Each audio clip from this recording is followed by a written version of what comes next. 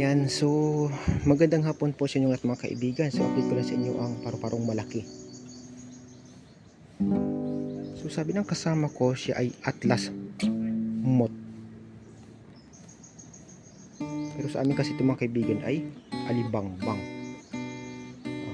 paru-paro.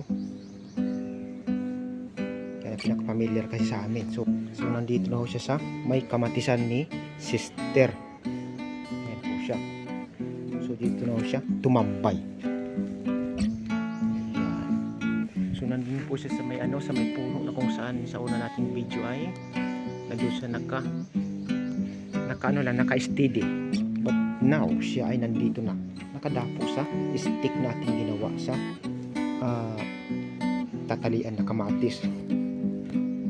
Ang ganda ng kanyang kanyang pakpak mga kaibigan. Laki niya. Ayan. So hindi ko lang po nakita ito kung paano siya lumipad.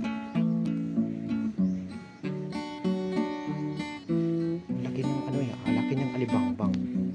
So Atlas Moth po ito ang tawag ng aking kasama. O tinatawag din ng mariposa. Ayan. So yan pong sabi niya.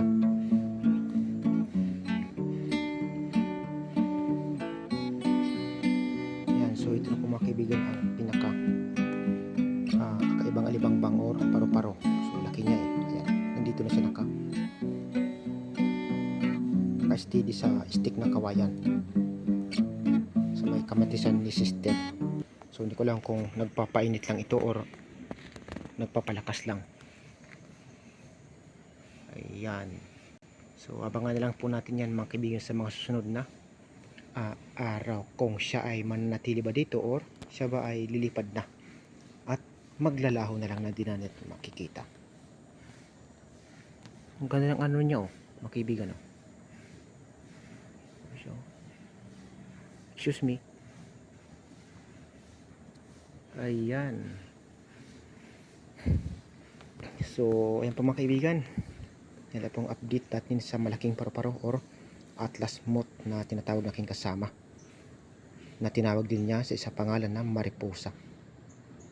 Akala ko nga pusa hindi pala pusa. So, totoo nga ang kanyang sinabi. So, butterfly din ang tawag siyempre. Pero malaki lang ho siya. Other species lang po ito ng paru-paro mga kaibigan. Thank you so much po.